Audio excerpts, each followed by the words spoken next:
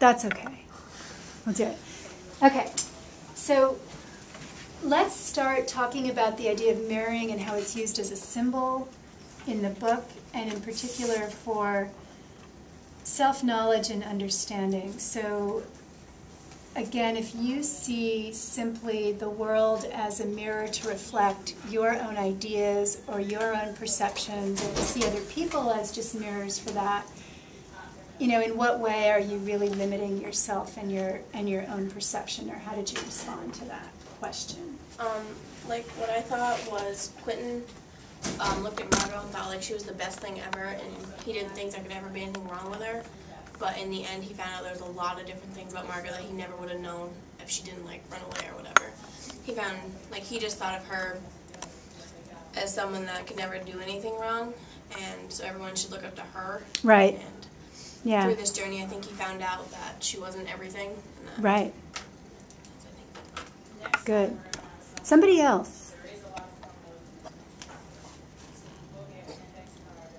Well, if you just mirror and don't act, then you can't really actually get to know, kind of like what Amy said, if you're just mirroring and having other people be as a mirror reflecting what you think, then you can't really get to know anybody, because you don't get to know what they think, you just have them mirror what you think. Okay, yeah, good. Good. Anybody want to respond to Angelica or use an example from the text? Or have me put the camera away? Well, I was just thinking, like, if you see, like, everybody else is a mirror for, like, what you're thinking, then you're never really going to see anybody else's point of views on anything. So it's just kind of like, you have that my way or the highway attitude. Yeah. Like, you won't open up to anything.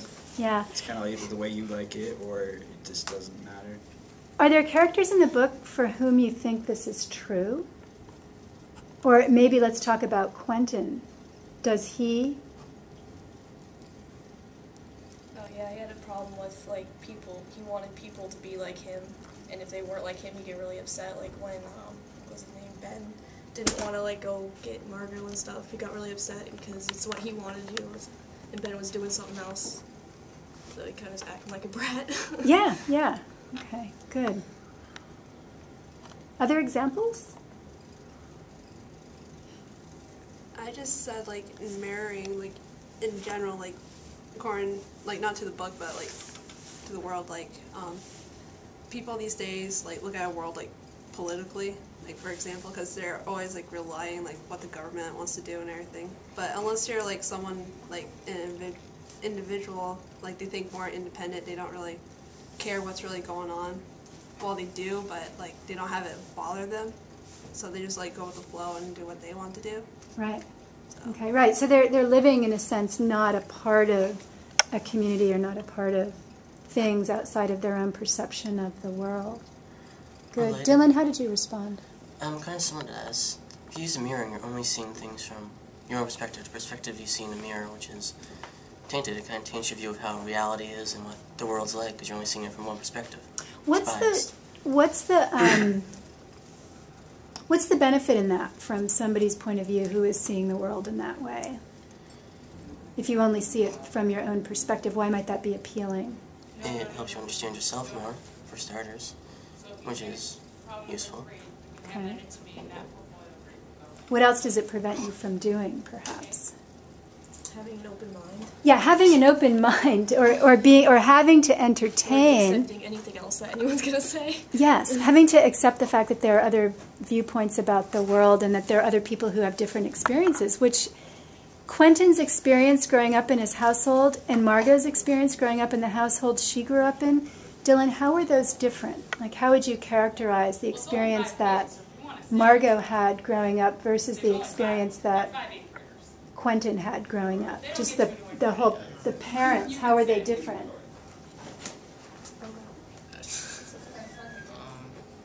Like, what did Quentin's parents do? They're obviously different style of parenting, like yeah. the way they brought them up as kids and stuff. Like, yeah. It was extremely different. Yeah. What do you remember what Quentin's parents did for a living, Amy? Weren't they psychologists? They're psychologists. So yeah.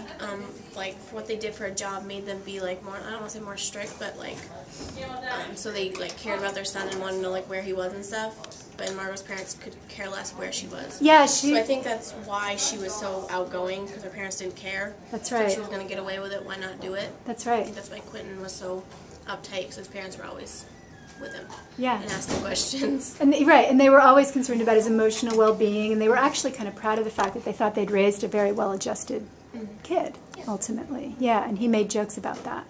It seems like because they're psychologists, they think that like everything he does is like so great and everything, so they kind of like put him on this pedestal, which is probably why he thinks that like if someone doesn't say something he like doesn't like, then it really upsets him. Right, right. Or Because his, like his parents just kind of like they like it when he swears in front of them or something.